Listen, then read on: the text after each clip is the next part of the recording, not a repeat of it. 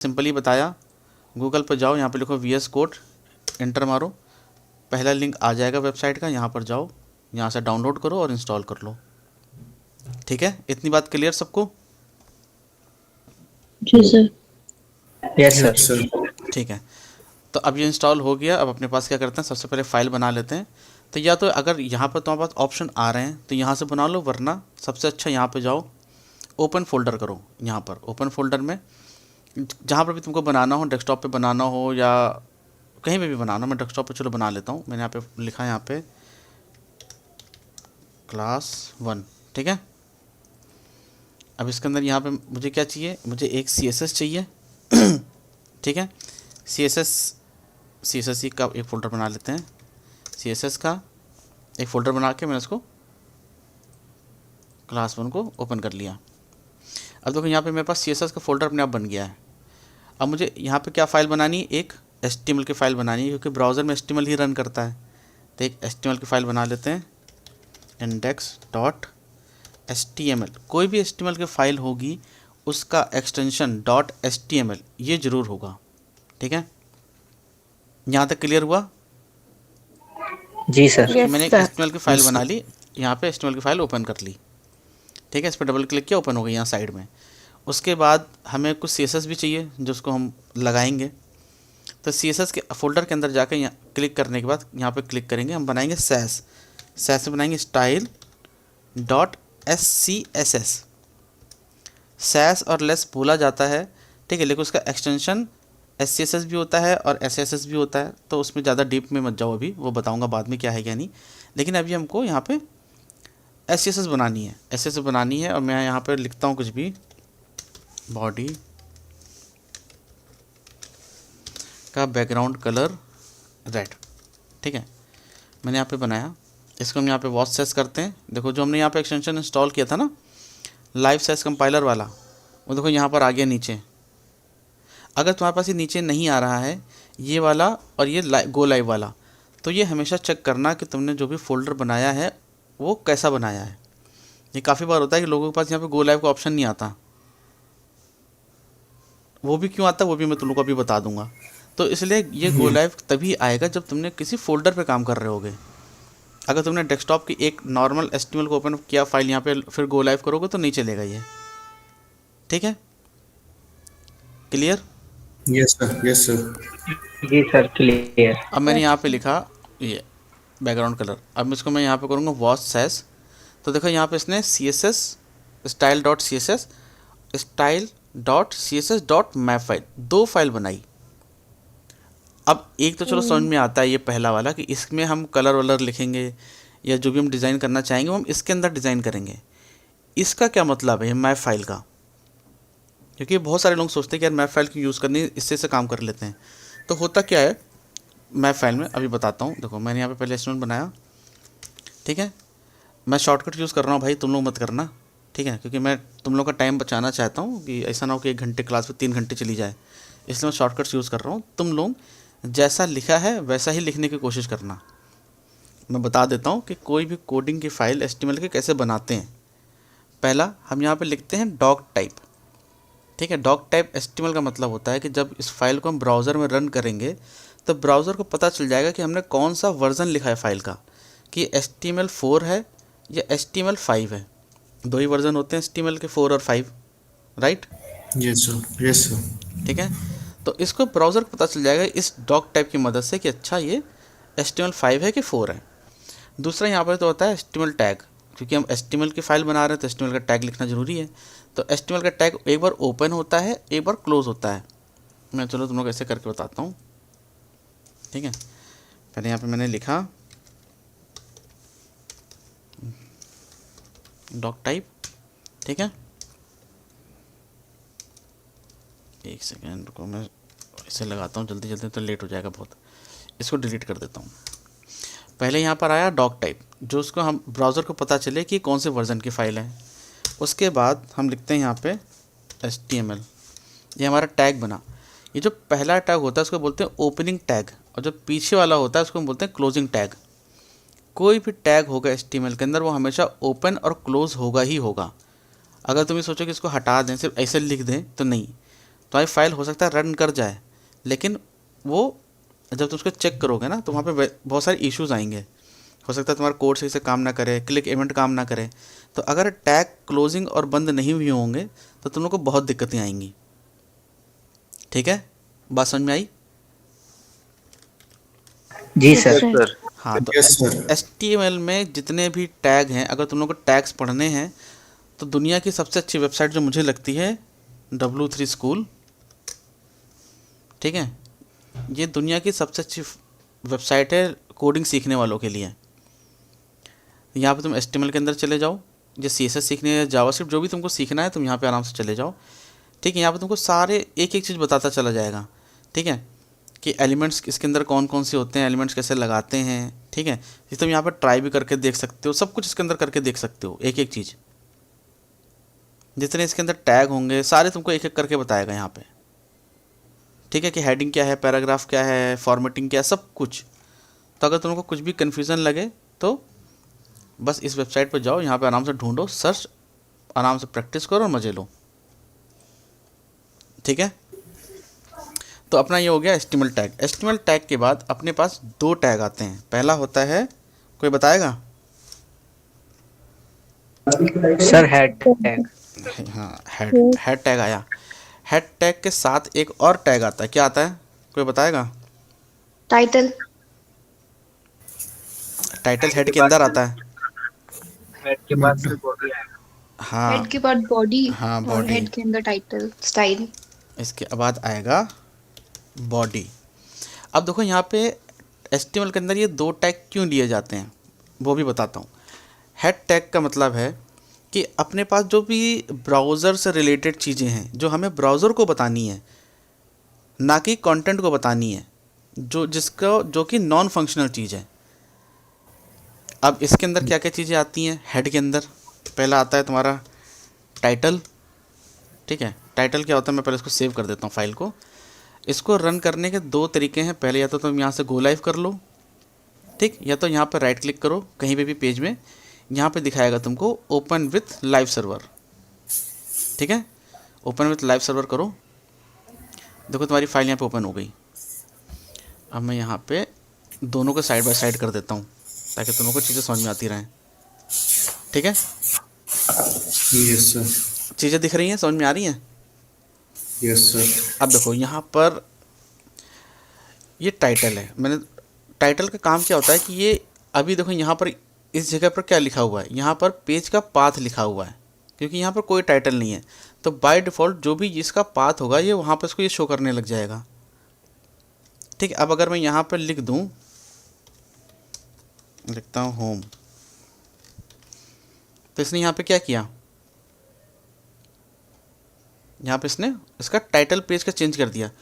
क्या होता है कि अब तो वहाँ पर मान लो n नंबर ऑफ़ टैब्स खुले हुए हैं ब्राउज़र के अंदर, तो तुमको कैसे पता चलता है कि कौन सा टैब किस चीज़ का है? जैसे मैंने यहाँ पे कुछ भी खोल दिया, मान लो एक यूट्यूब खोल दिया, उसके बाद यहाँ पे मैं चला जाता हूँ हॉटस्टार खोल दिया या कुछ भी कर दिया, तो अब तुमको अगर किसी वेबसाइट पर जाना होगा तो तुम यहाँ टैब ही तो पढ़ते हो ना, कि यहाँ ये अच्छा ये हॉटस्टार का है, ये यूट्यूब का है, या ये इस चीज़ का है, राइट? Yes, sir. Yes, तो sir. हाँ, ये भैया बहुत इंपॉर्टेंट चीज़ है, लोग उसको इग्नोर करते हैं, बेचारा अंडर वैल्यूड वाली चीज़ है ये, लेकिन काम की चीज़ है काफ़ी, बहुत सारे लोगों की ज़िंदगियाँ बचती हैं इससे। पहला तो ये हो गया। उसके बाद आता है मेटा टैग।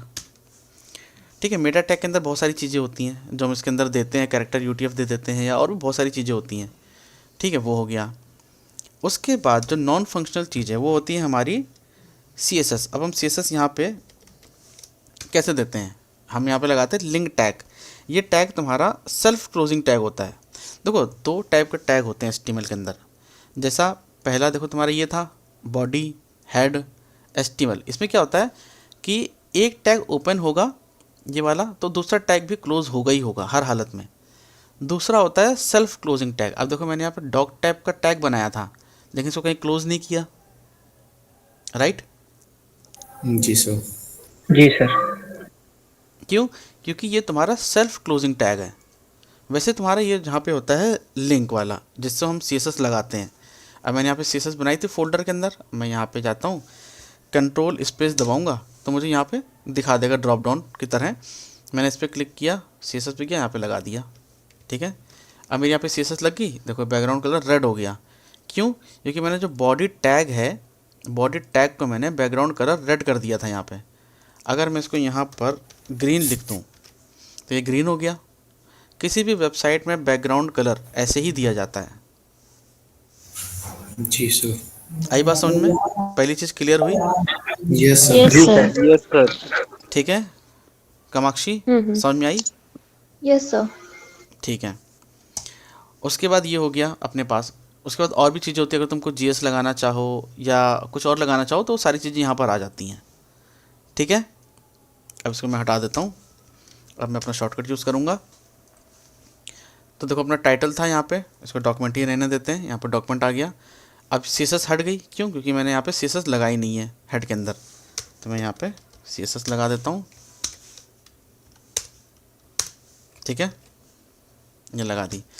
अब मैंने तुम लोगों से एक चीज़ पूछी थी कि हम मैप फाइल क्यों यूज़ करते हैं, राइट?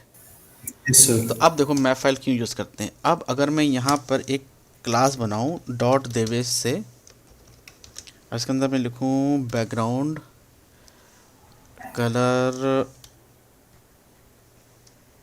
वाइट ले लेता हूँ, चलो ठीक है, क्योंकि बैकग्राउंड अपने के बाद डार्क है तो वाइट दिख जाएगा। अब यहाँ बॉडी पे मैं एक डिव डॉट देवेश, ठीक है, क्लास बन गई। अब मैं यहाँ पे कुछ भी लिखूँ, अब देखो इस डिव में पीछे बैकग्राउंड कलर वाइट आ रहा है, बॉडी में ग्रीन आ रहा है। Yes sir. ठीक है, अभी ये क्लास और कैसे क्या है वो भी अभी आगे बताऊंगा, तो ज़्यादा कंफ्यूज मत होना। पहले मैप फाइल को समझो कि मैप फाइल क्यों लेते हैं। ठीक है, अब अगर मैं जाऊंगा और मैं इसको इंस्पेक्ट करके चेक करूंगा कि कौन सी चीज़ किस लिए लगी है यहाँ पर। ठीक है, अगर मैं यहाँ पे जाऊँ और इस डिव पे इंस्पेक्ट करूँ तो मुझे दिखाएगा यहाँ पे कि दो क्लास बनी है देवेश कुमार की, ये स्टाइल डॉट SCSS फाइल में 4 नंबर लाइन पे लिखी है। मैं यहाँ पर आता हूँ। ठीक है, अब यहाँ पे देखो इसने क्या बोला, स्टाइल डॉट SCSS फाइल के अंदर 4 नंबर लाइन पे तुम्हारी क्लास बनी है। अब इसी के आगे अगर मैं एक और क्लास बनाऊँ, मैं यहाँ पे लिख देता हूँ देव, सिर्फ देव कर देता हूँ।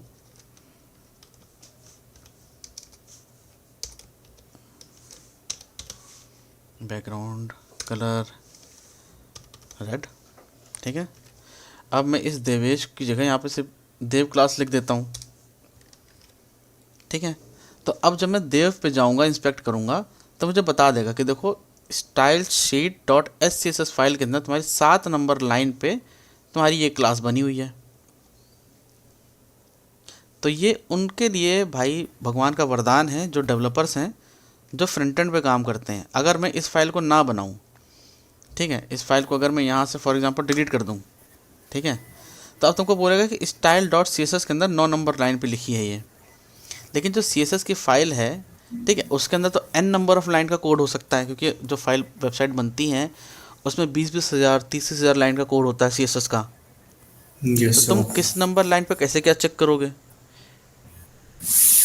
तो इसलिए हमेशा जो भी चीज़ें बनती हैं, अब इसको मैं हटा देता हूँ, तो उनके लिए ये मैप फाइल बहुत वरदान वाली चीज़ है। ठीक है, बात समझ में आ गई? Yes sir. और सर जैसे कि इसमें हाँ बोलो बोलो। हाँ सर, जैसे मैप फाइल ने direct style dot C S S की फाइल क्रिएट करते हैं तो कौन सी? Style dot C S S की सर मैप फाइल क्रिएट ना करें, मतलब डायरेक्ट अगर सैस के साथ ना जाएं हम्म। तो सी एस एस की खाली सर ओनली फाइल क्रिएट करें, तब कुछ ऐसा डिफरेंट मिलता है इसमें कुछ? मैप फाइल यूज़ नहीं करोगे ना, तो मैप फाइल यूज़ करने के बाद तुमको CSS में लाइन नंबर दिखाएगा। तुमको ये नहीं पता चलेगा कि तुम्हारी जिस फाइल से ये जनरेट हुई है उसमें कहाँ पर कोड लिखा था। देखो अभी तो चलो अपने पास ये एक पेज है, जी ठीक है, यहाँ पे मैंने एक सैस की फाइल बनाई है, लेकिन जब तुम कोई प्रोजेक्ट बनाते हो तो वहाँ पे n नंबर ऑफ सैस होता है, क्योंकि तुम सारी चीज़ें कंपोनेंट बेस करते हो कि भाई तुम्हारा मेन्यू की सैस अलग है और नीचे की अलग है, फुटर की अलग है, और अगर कुछ वेबसाइट में कोई पर्टिकुलर कंपोनेंट है, कोई स्लाइडर है या कुछ भी है, तो हर किसी की अलग अलग सैस फाइल बनती है। फिर वो सारी सैस फाइल मर्ज होने के बाद एक CSS की फाइल बनती है। ठीक है, अब जैसे एग्जांपल के लिए बताता हूँ मैं मैं यहाँ फोल्डर पे जाता हूँ। अब यहाँ पर मैं एक फ़ाइल बनाता हूँ menu.scss, ठीक है। जी एक और जी फाइल बनाता हूँ यहाँ पे मैं, फुटर डॉट SCSS, ये मैंने बनाई। जी। ठीक है।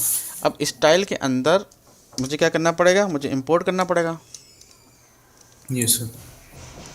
ठीक है।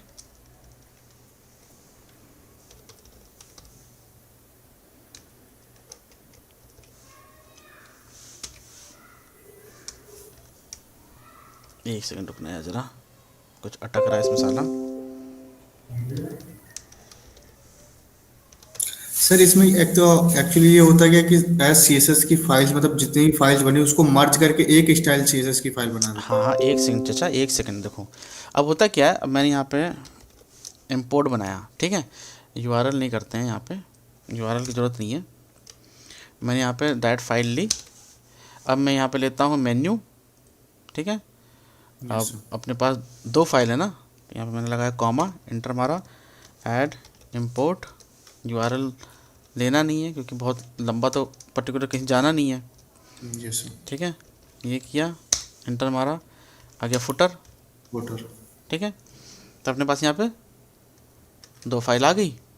जी सर। अब इसमें पंगा क्या दिखा रहा है भाई, अच्छा, ठीक है। अपने पास यहाँ पे दो फाइल आ गई है, ठीक है। जी अब मैं मेन्यू में जाता हूँ, मेन्यू पे लिखता हूँ मैं यहाँ पे dot Devesh background colour yellow, ठीक। फुटर में जाता हूँ, फुटर में लिखता हूँ यहाँ पे डॉट देव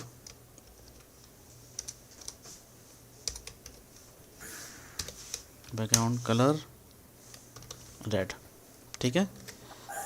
दो हो यस गई सर। अपने पास। अब उसने क्या किया, अलग अलग बना दिया फाइल्स को, जी ठीक है। क्योंकि अभी क्या है, ये जो काम कर रहा है ये टूल, ये क्या करता है, हर साइज फाइल को कन्वर्ट करने लग जाता है। तो यस हम सर। जब हम सिर्फ इसको इंपोर्ट करेंगे ना, इस फाइल को, सिर्फ साइज वाली को, इसको पहले मैं स्टॉप कर देता हूँ।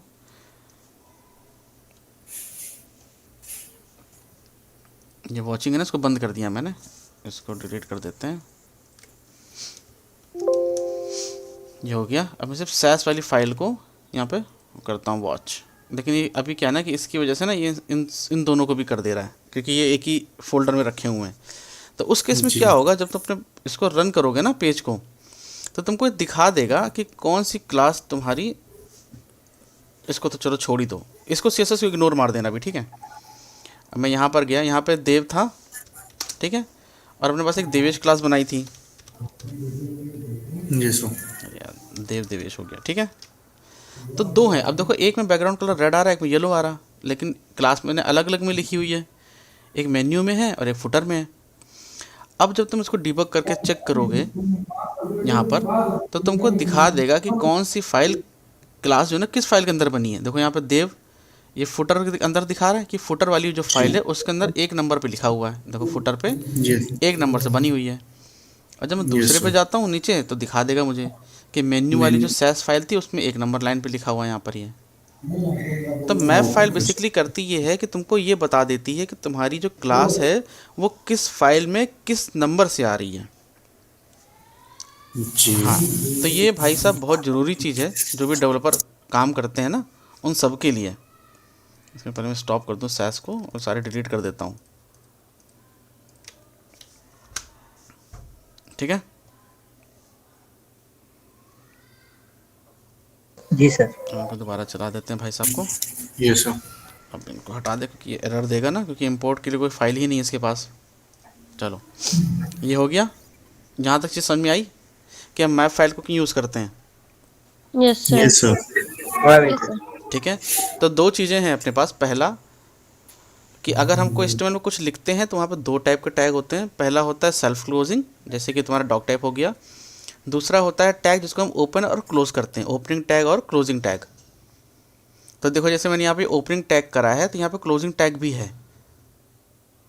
अगर मैं इसको सिर्फ यहाँ से हटा दूँ, इसको भी हटा दूँ, इसको भी यहाँ से हटा दूँ और सेव करूँगा, तो मेरा कोड तो देखो चलेगा यहाँ पे, ठीक है। लेकिन हो सकता है कि आगे चल के अगर मैं इसके अंदर कुछ लगाना चाहूँ, क्लिक इवेंट या कुछ, तो वहाँ पे वो फट जाए। देखो यहाँ पे ये एरर दिखाने लग जाएगा। देखो यहाँ पे ओपन हुआ, ठीक है। देखो देवेश वाला, ये भी ओपन ही है तुम्हारा। तो ये हमेशा याद रखो कि जो भी टैग है ओपन हुआ है वो क्लोज भी होना चाहिए, डेवलपमेंट का पहला पहला रूल यही है, ठीक है। Yes sir. चलो बात समझ में आई, ठीक है। अब हाँ आते जी हैं सर। अब आते हैं सीएसएस में। तो देखो सैस और सीएसएस में बहुत ज़्यादा फ़र्क नहीं है। सैस में सिर्फ लिखने का तरीका अलग है, बाकी होता वही है जो सीएसएस में है। अगर कोई तुमसे बोले कि सैस क्या है, सीएसएस क्या है, और सैस ये होती वो होती, तो कुछ नहीं होती सैस। सिर्फ सीएसएस और सैस में लिखने का तरीका अलग है। सैस के अंदर कुछ चीज़ें होती हैं जो आपको एक्स्ट्रा मिलती हैं, जो कि ईजी टू मेंटेन होती हैं। सीएसएस को थोड़ा सा मैनेज करना, मेंटेन करना मुश्किल है, लेकिन सैस को मैनेज करना और मेंटेन करना बहुत ईजी है। फॉर एग्ज़ाम्पल के लिए, जैसे अब मान लेते हैं कि ये सीएसएस की फ़ाइल है। मैंने यहाँ पे एक क्लास बनाई 1, मैंने यहाँ पे लिखा बैकग्राउंड,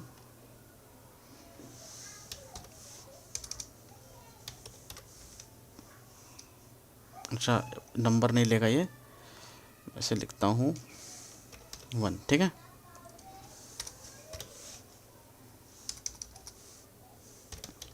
बैकग्राउंड कलर मैंने यहाँ पे ले लिया, कुछ भी ले लेते हैं, ठीक है, फॉर एग्ज़ाम्पल के लिए। अब यहाँ पे मान लो तुम्हारे पास 5 क्लासेस हैं अलग अलग।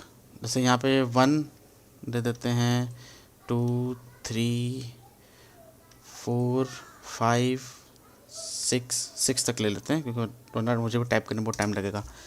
अब मान लो तुम्हारे पास यहाँ पे 6 क्लासेस हैं, 6 में कुछ कलर है। अगर तुमको सारे कलर चेंज करने हैं एक बार में, तो तुमको क्या करना पड़ेगा?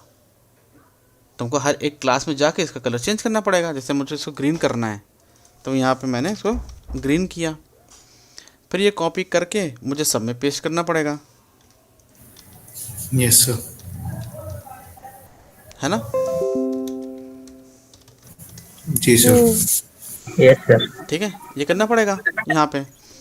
सैस में फ़ायदा क्या होता है कि सैस में आप इसका एक वेरिएबल बना सकते हैं, जो प्रॉपर्टी आपको चेंज करनी है। मैंने जैसे यहाँ पे लिखा, एक मैं मान लेता हूँ कि मुझे एक बैकग्राउंड कलर बनाना है। मैं यहाँ पे लिखा कलर डैश BG। अब मैं यहाँ पे गया, सॉरी, मैं यहाँ पे गया, अब मैं यहाँ पे डिफ़ाइन कर देता हूँ ग्रीन, और उसको मैंने बंद कर दिया। अब इस बैकग्राउंड कलर को मैं यहाँ से कॉपी करूँगा और मैं यहाँ पर इसकी जगह पेस्ट करता चला जाऊँगा। तो अब जब मुझे सारी क्लासेस में, अगर देखो मैं इसका पहले वो बना भी देता हूँ ना, ताकि तुम लोगों को आइडिया रहे कि मैं क्या बता रहा हूँ तुम लोगों को, ठीक है। अब अपने पास मान लो यहाँ पर 6 क्लासेस हैं अलग अलग, सबके देखो नाम अलग है, right. Yes sir, yes sir. अब मैं यहाँ Yes, पे sir. लिखता हूँ div डॉट 1, ठीक है, एक क्लास बन गई। यहाँ पे कुछ भी लिख देता हूँ, 1 2 3 4 5 और ये 6, अपना 6 थी ना, 6 क्लासेस थी, ठीक है। अब देखो यहाँ पे अपने पास आ गई 6 क्लासेस, ठीक है। मैं एक बार काम करता हूँ ना, डिव में थोड़ा सा स्पेस डाल देता हूँ। Yes sir. सर इसे रन किससे कर रहे हैं अपन? हाँ भाई, क्या? ये जो अपन ने कोड बनाया है, ये साइड स्क्रीन में जो आ रहा है, इसको रन कैसे कर रहे हैं अपन? ये हम लोग, तुमने अभी थोड़े लेट ज्वाइन किया क्या क्लास? नहीं, मैं देख रही हूँ, पर मैं सोच रही हूँ कैसे क्या करूँ। देखो कुछ चल नहीं है। VS कोड जो सॉफ्टवेयर है, इसके अंदर एक्सटेंशन होता है लाइव सर्वर का। ये ओके। एक्सटेंशन यहाँ से इंस्टॉल कर लिया, ठीक है। अब जो भी ये जो फाइल है अपनी HTML वाली, इस पर हमने राइट क्लिक किया यहाँ पे, इसको ओपन विथ लाइव सर्वर कर दिया, तो तुम्हारे ब्राउज़र में इस पेज को ही ओपन कर देगा। अब तुम जो भी यहाँ पे सेव करते जाओगे, वो तुरंत के तुरंत तुम्हें यहाँ दिखाता चला जाएगा। तुमको ब्राउज़र को रिफ्रेश नहीं करना पड़ेगा बार बार, ओके। ठीक है। तो चलो बैक टू वेरिएबल पे आते हैं। अब अपने पास 6 क्लासेस थी। अगर CSS होती तो मुझे एक एक फाइल में जाके कॉपी पेस्ट करना पड़ता, तो ये सबका चेंज होता अलग अलग। अगर मुझे अब सबका एक साथ करना है, अब मुझे यहाँ पे करना है रेड, तो मैं इस वेरिएबल की वैल्यू चेंज कर दूंगा। यहाँ पे इसको कर दिया रेड। देखो सारी एक बार में रेड हो गई, क्योंकि यहाँ पे जो वैल्यू Yes. है वो वैल्यू यहाँ से ही उठाएगा। तो अगर तुमने इसी को चेंज कर दिया तो ये भी अपने आप चेंज हो जाएंगे। और ऐसा नहीं कि यहाँ पर जी। ये डॉलर ही आ रहा होगा। अब तुम इसको जब यहाँ पर डिबग करोगे ना, इंस्पेक्ट एलिमेंट करके क्लास पे जाओगे, यहाँ पे जितनी भी क्लासेस हैं, ठीक है, तो तुमको यहाँ पे जो प्रॉपर्टी तुमने यहाँ दी है ना, वही प्रॉपर्टी यहाँ दिखाएगा, यहाँ पे वेरिएबल का नाम नहीं दिखाएगा।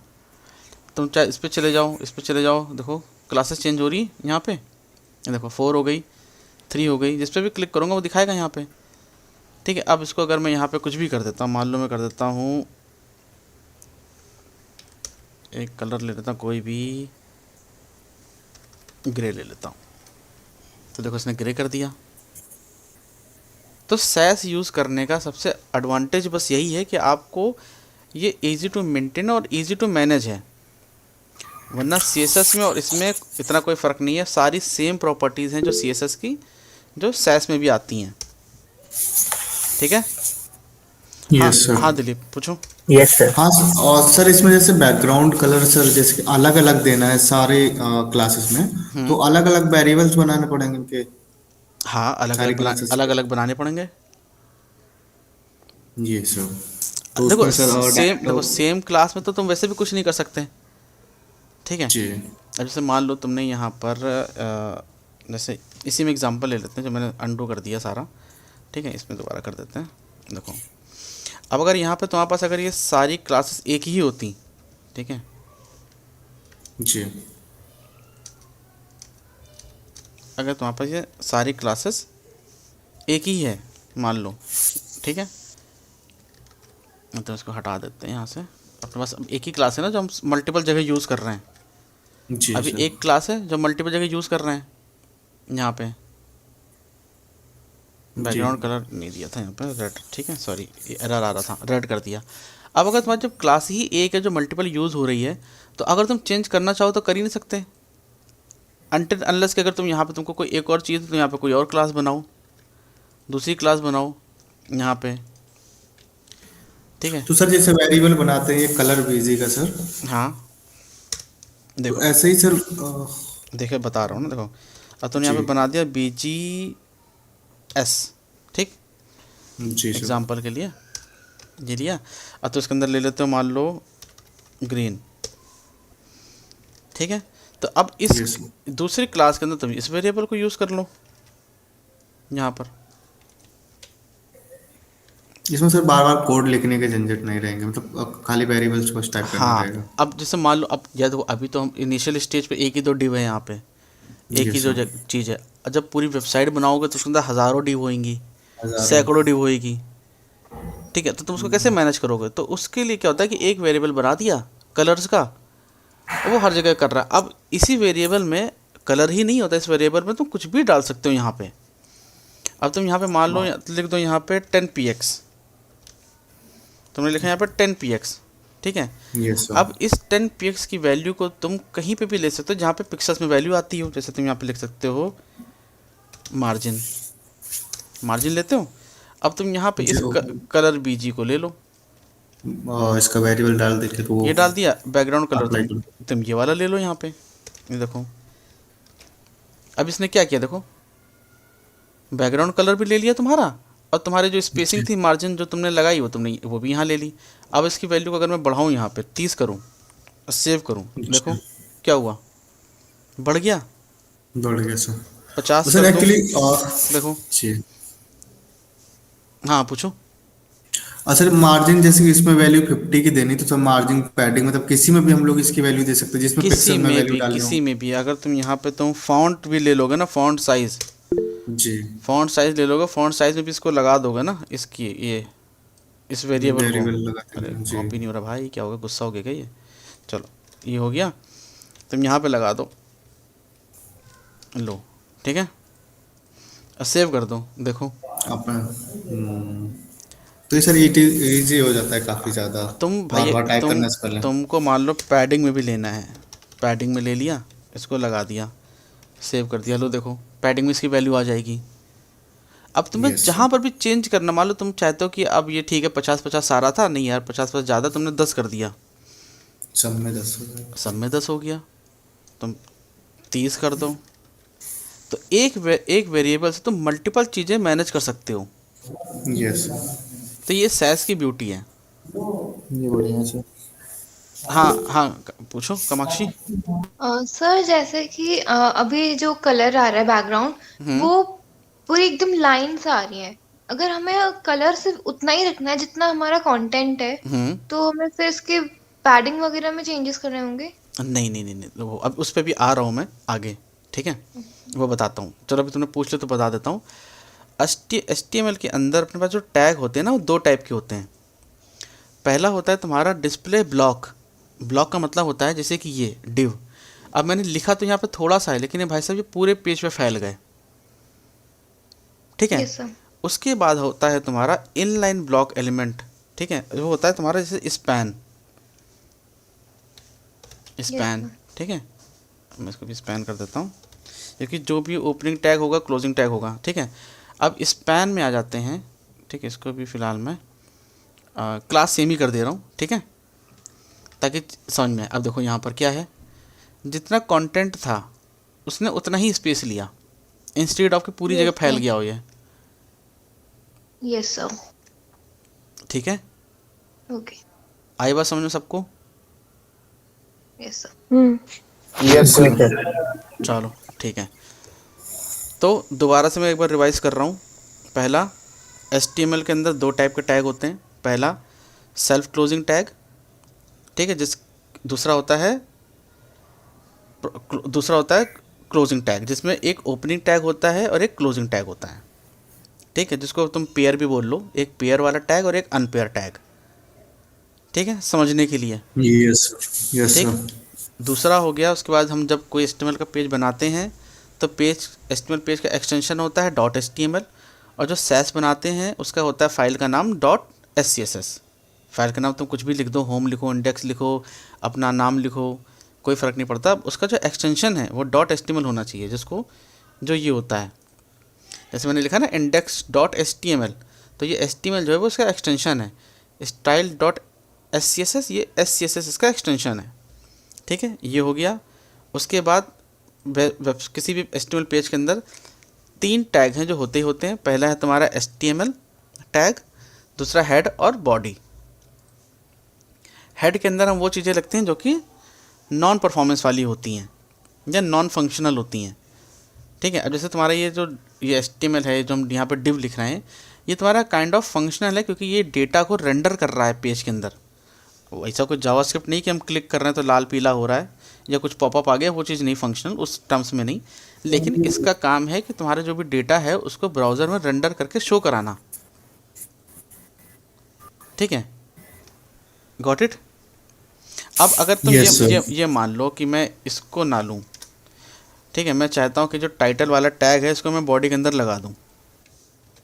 मैं इसको सेव किया तो देखो ये आ गया, क्योंकि इस टैग का काम ही यही है कि वो इस जगह पे जाके इसका डेटा यहाँ पे दिखाए जो इसके अंदर लिखा हुआ है। अब ये बॉडी के अंदर मैंने रखा था तो इसको यहाँ पे प्रिंट करना चाहिए था इस जगह पर, जी लेकिन इसने नहीं किया। अब सेम वैसे ही यहाँ पर ये है, अगर मैं यहाँ पे डिव लिखूँ कोई और उसके अंदर कुछ लिखूँ तो नहीं अब लेगा। इसको तो इसने हेड के अंदर नहीं रेंडर किया ना, इसने इसको रेंडर किया बॉडी के अंदर। इसको अगर मैं जाके इंस्पेक्ट करके देखूँगा ना यहाँ पे, तो यहाँ पे देखो इस को डिव को इसने इस बॉडी टैग के अंदर रेंडर किया, और टाइटल को देखोगे तो टाइटल तो यहीं आएगा क्योंकि वो तो नॉन फंक्शनल चीज़ है, ठीक है। तो डिव को उसने बॉडी के अंदर ही रेंडर किया, ठीक है, जी सर। आई समझ में? Yes sir. जी सर। चलो ये हो गया। इसके बाद मैंने क्या बताया सैस का, कि जब भी कोई सैस बनाते हैं तो सैस क्यों बनाते हैं बेसिकली, इसलिए ताकि वो इजी टू मेंटेन रहे, इजी टू मैनेज रहे। जिसका मैंने तुमको दिखाया एग्जांपल वेरिएबल के लिए, ये कि सिर्फ ये इसका 0.0000001% भी नहीं है जो मैंने अभी बताया, ठीक है। यहाँ तक किसी को कोई डाउट, किसी को कोई समस्या, कुछ पूछना है तो बताओ। No sir. चलो अब आते हैं CSS में। पहले मैं CSS दोनों को मोटा मोटा बता देता हूँ, ठीक है, क्योंकि उसके बिना दोनों को HTML ज़्यादा समझ में नहीं आएगी। तो CSS के अंदर कुछ चीज़ें होती हैं जो हमें ध्यान रखनी होती हैं। पहला होता है सेलेक्टर। सेलेक्टर का क्या मतलब है, तुम लोग को याद होगा अभी थोड़ी देर पहले ही मैंने यहाँ पे जो भी डिव बनाई थी, एक दिखाता हूँ, मैंने यहाँ पर इसको एक क्लास दिया था, राइट। सॉरी, उस क्लास का मैंने यहाँ पे एक नाम रखा। अब उस नाम के अंदर मैंने कुछ यहाँ पे डिफाइन किया, मैंने यहाँ पे लिखा ना 1, अब इसका लिखता हूँ बैकग्राउंड कलर रेड, ठीक है। तो अब इसने क्या किया, इस क्लास को ढूंढा इस पेज के अंदर, उसने देखा कि अच्छा इस डिव पे क्लास लगी है, तो इस क्लास के अंदर जो भी प्रॉपर्टीज़ थी उसने उसको इस डिव के अंदर अप्लाई कर दिया, ठीक है। आई समझ में? अरे जी सारे सर। सारे जने बताओ एक बार में, सर। ठीक है। Yes sir. तो इसको हम बोलते हैं सेलेक्टर। सेलेक्टर का मतलब होता है कि जो भी आपको काम करवाना है आपने उसको एक पर्टिकुलर टारगेट दे दिया, टारगेट क्लास हो गई। अब ये क्लास क्या करेगी, इस पेज के अंदर जाके ढूंढेगी कि भाई किस जगह ये लगा हुआ है। अब अगर मैं यहाँ पे किसी भी क्लास का नाम चेंज कर दूँ, यहाँ पे मैं यहाँ पे करूँ 2, तो अब देखो इस 2 के अंदर से उस पर प्रॉपर्टी नहीं लगी ये वाली, क्यों? क्योंकि 2 नाम की कोई क्लास ही नहीं है यहाँ पे। अभी चाहता तो बोल देता ना कि भाई क्लास तो कोई नहीं, तो चल मैं ही लग जाता हूँ, लेकिन नहीं, जिसका जो नाम लिखा है वो वहीं लगेगा। इसको हम बोलते हैं सेलेक्टर। और सेलेक्टर बहुत टाइप के होते हैं। सेलेक्टर तुम्हारा होता है एक क्लास, जो मैंने यहाँ पे बनाई डॉट से बनती है वो। फिर होता है आईडी, आईडी तुम्हारी बनती है हैश से, मैंने लिखा हैश। अब मैं यहाँ पे इसको एक नाम देता हूँ देव, बैकग्राउंड कलर ग्रीन, ठीक है। अब यहाँ पे क्लास की जगह हम कर देंगे आईडी। अब देखो क्या किया इसने, अब इसने इस आईडी को ढूंढा, उस आईडी पे जाके इसकी प्रॉपर्टी अप्लाई कर दी कि इसके बैकग्राउंड को इसने ग्रीन कर दिया। नहीं समझ, थोड़ा जूम कर दूं? चलो मैं जूम कर देता हूँ थोड़ा सा ये, ठीक है। जी सर। तो एक हो गई सेलेक्टर में क्लास, एक हो गई आईडी। अब इसके अलावा क्या, इसके अलावा होता है तुम्हारा टैग। टैग मतलब क्या, अब तुम कोई भी टैग इसमें ले सकते हो। जैसे तुम्हारे पास यहाँ पे एक बॉडी टैग है, हेड को तो नहीं होता फिलहाल, ठीक है, हेड को मत लेना क्योंकि नॉन फंक्शनल है, मैंने पहले बताया। फिर बॉडी टैग ले लो। अब बॉडी टैग में क्या है, अब मैं यहाँ पर डायरेक्ट अगर बॉडी लिख दूँ, बॉडी, इसको मैं कर दूँ बैकग्राउंड कलर येलो। अब देखो इसने क्या किया ना, इस बॉडी टैग पे पूरी बॉडी पे इसने येलो कलर लगा दिया, ठीक है। तो 3 सेलेक्टर हो गए, क्लास, आईडी और टैग, ठीक है। समझ में आई? जी सर। ठीक है, मैं इसके ऊपर लिख भी देता हूँ ना, क्लास हो गई तुम्हारी, ठीक है, ये हो गई तुम्हारी आईडी,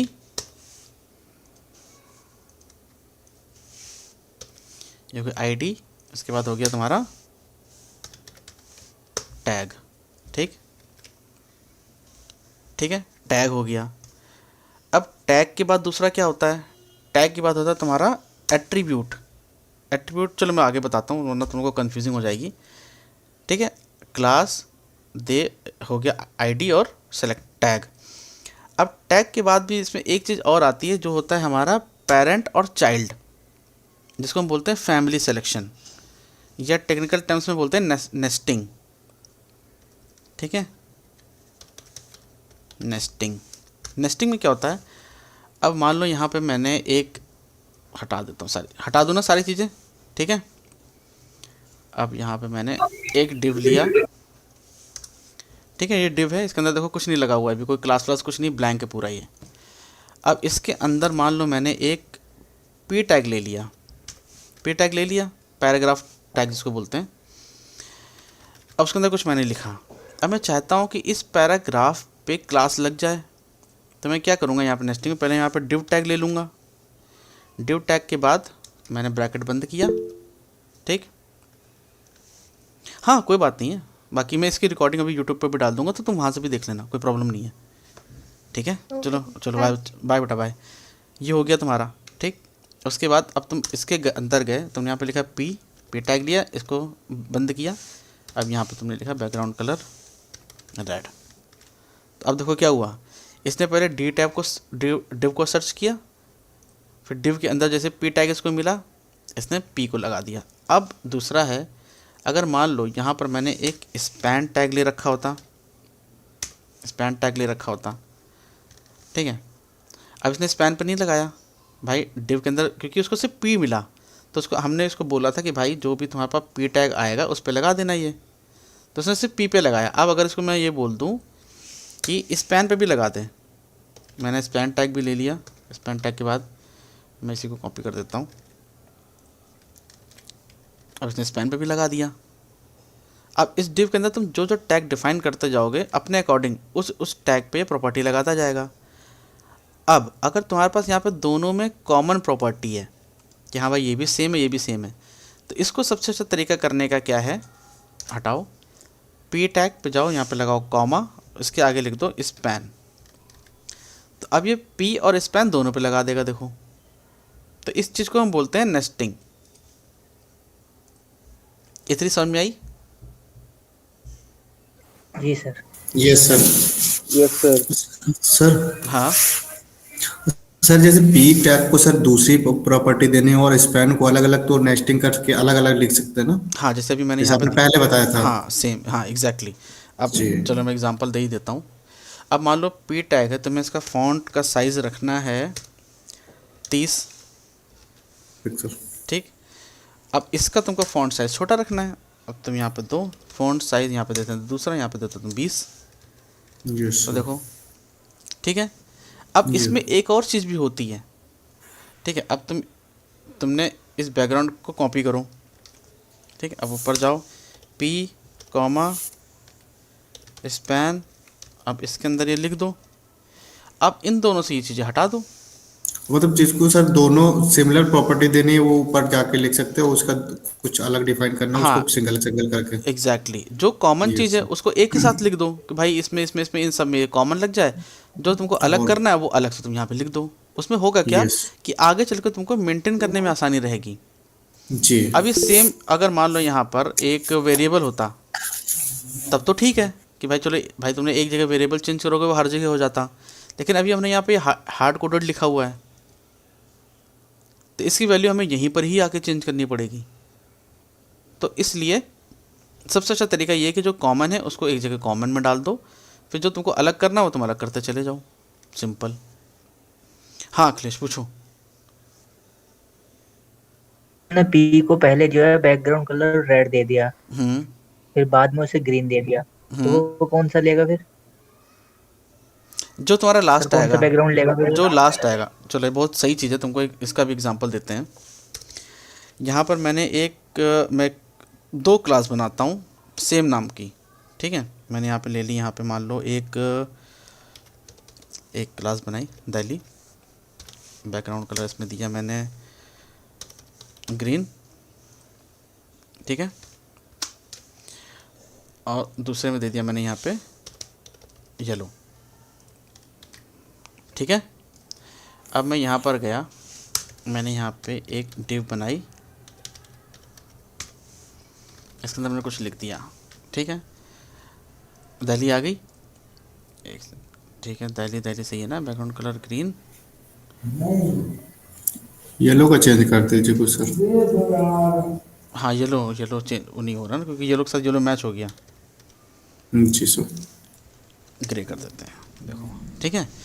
तो इस केस में अगर तुम्हारे पास 2 क्लासेस हैं जो सेम नाम की हैं, ठीक है, अब इसमें होगा क्या, जो भी क्लास नीचे होगी, क्योंकि ब्राउज़र किसी भी चीज़ को टॉप से बॉटम रेंडर करता है, तो ऊपर Yes, से sir. पढ़ते पढ़ते आएगा, पहले दिखेगा ग्रीन, इसने ग्रीन कर दिया, जैसे दिखेगा ग्रे इसको ग्रे कर दिया।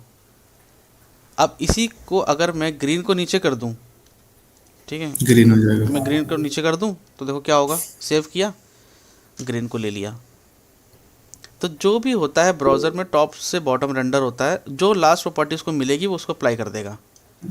इसमें एक और चीज़ होती है, अगर जी तुम सर। चाहते हो कि भाई नहीं ग्रे ही अप्लाई हो, तो उसके लिए हम इम्पोर्टेंस देनी पड़ेगी इसको। एग्जैक्टली जो मैं पहले बता चुका हूँ, उसके लिए हम लगाएंगे यहाँ पे इम्पोर्टेंस।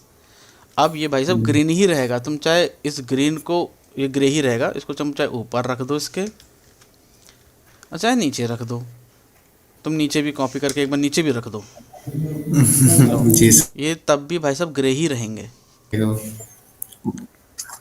बीच वाले को ही भाव दे रहा है वो। हाँ ठीक है। Yes sir. चल इतनी चीज़ समझ में आई। Yes sir. यस चल सर, ऑल क्लियर। ठीक है, बाकी कोई प्रॉब्लम हो तो मुझे इंस्टा पे मैसेज कर लेना या व्हाट्सएप पे मैसेज कर लेना, ठीक है। ओके। हाँ तो जो भी डाउट्स होगा मैं क्लियर कर दूंगा। बाकी कल दोबारा 8 बजे शाम को